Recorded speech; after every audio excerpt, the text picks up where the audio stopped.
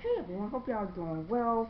Here I have the information about the digital LSAT that I was scheduled to take, and then also here is the prep test. And also, guys, make sure y'all check out my websites, and I showed this in previous videos as well. Just make sure you check out these sites right here. They're my websites. That's lsatbeyond.com for tips, and aliciaminzy.com as well. And I just wanted to talk to y'all right quick about different LSAT tips and things like that. Whether you want to make a if you're trying to increase your score, you're taking the practice test and you're making like the 130s or the 140s, and you want to make like a 160 or 170 on the LSAT. I just want to give some tips here. Like I said in the previous video, and then also, guys, make sure y'all check out my other LSAT videos. This is the digital. I have here the digital LSAT field test submissions ticket that I had printed out several months ago. For those of you that don't know, the Law School Admissions Council has scheduled for a digital LSAT field test twice in 2017. One was in May, and the other one was, what date is this? It was in October, if I remember correctly.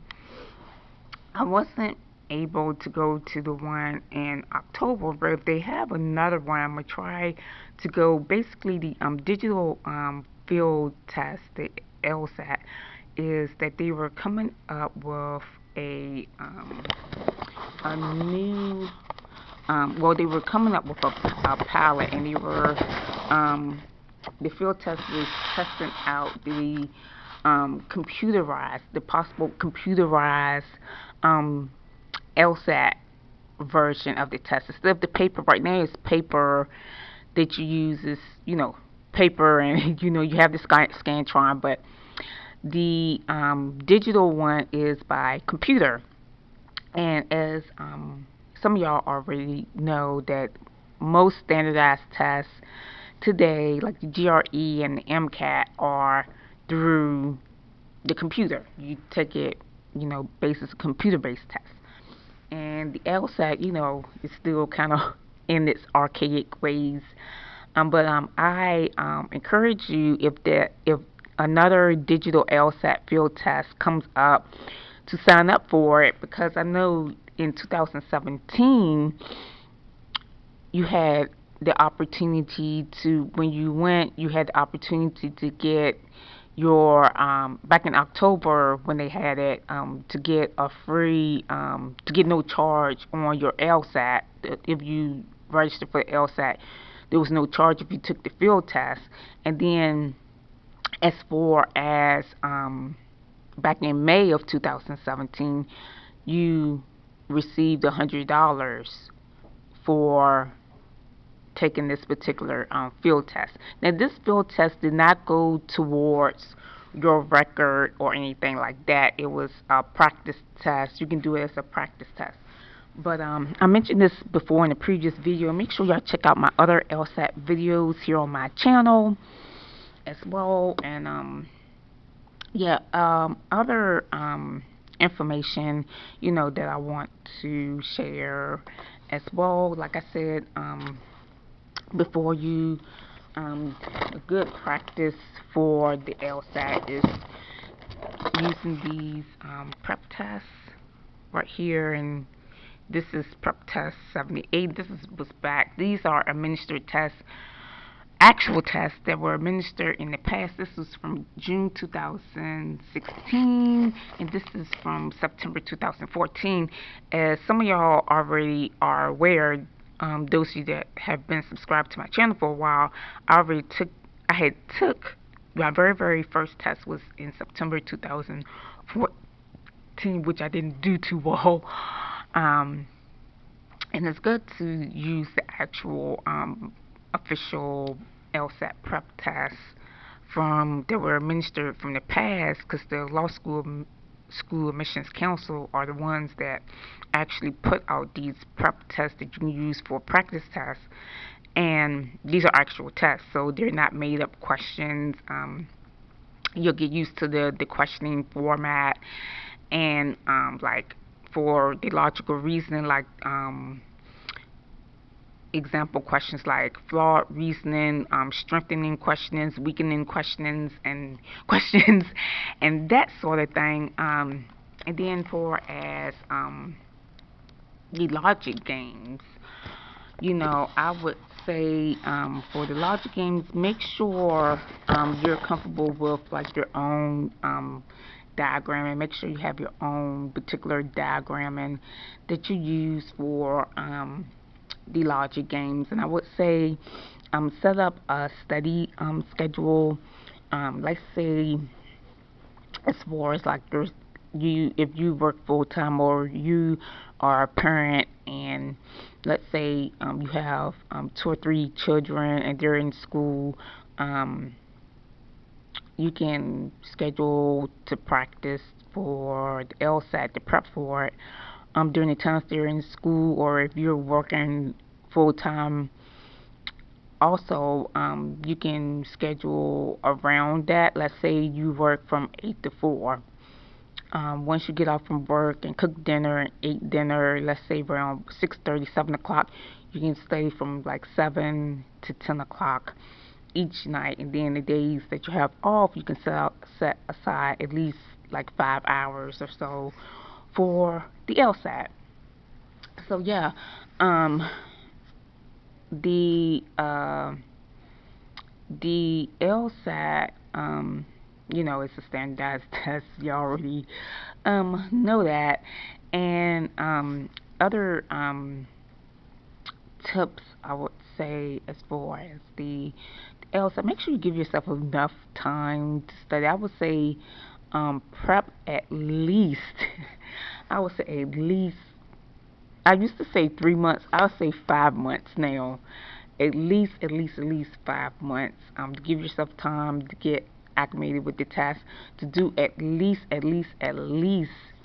25 to 30 practice tests. Yes, you heard that right. 35 to 25 practice tests. And then, like I said before, you can go to my website that's for LSAT tips. That's www.lsatbeyond.com for LSAT tips and some other law school information on my website. And then Alicia Menzie, I've written some books, so y'all can check out that site. It has some tips, some writing tips. That's my other website. But the LSATbeyond.com website is geared toward law school. Y'all can see that. But yeah, guys, those are the quick tips that I wanted to give y'all, whether y'all are trying to make a 140 or well, not trying to make a 140. If you want to increase your score from like 140 to 160, or 140 to 170, or even like a perfect score of 180, those are the tips that I will give you as far as, dedicating time at least 5 months ahead before the test. I used to say 3 months, but I say a lot more time. I would say at least 25 hours, 20 to 25 hours, through at least like 30 prep tests before the LSAT and things like that. But yeah, guys, these are the tips. And like I said, if there's another digital LSAT field test that comes out, this is my admission ticket that I had printed out when they had when I had signed up for it. You can go to the Law School Admissions Council website for updates. If they have another test, they will feature it on their website. That's the Law School Admissions Council, and that's the the writers of the law school admissions test. And they also have information, you know, you keep in your file where your applications, that's where you file all your applications and that sort of thing for law school. And this is just the field test admissions ticket that I had before. But yeah, guys, and it just shows you print and sign and things, and it's the usual standard. It says, I further certify that all the information on this form, as well as all the information materials submitted to LSAT, are complete and accurate. I understand that I am responsible for the completeness and accuracy of all biographical information on this form. But yeah, this is just basic. But yeah, like I said, this is good practice too. It'll be neat if, you know, in the next 5 years or so, if the LSAT is a computer-based test. And you know, some schools accept the GRE too. I mentioned that in another video as well. Also, guys, if you're not already subscribed to my channel, subscribe, you know, for updates on tips in law school, just law school information in general.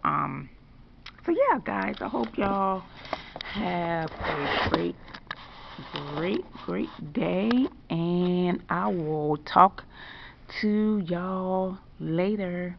And like I said, I showed y'all before the digital. Oh yeah, guys, make sure, another thing is, make sure y'all read the intros of these introduction to the LSAT and these LSAT prep test books. So yeah, that's what I wanted to tell y'all. The introductions are pretty good, and they tell you why you're tested on certain things on the LSAT. So yeah, guys, that's what that's what I wanted to explain to y'all today. And I hope y'all have a great day, a great week, and I will talk to y'all later. Bye.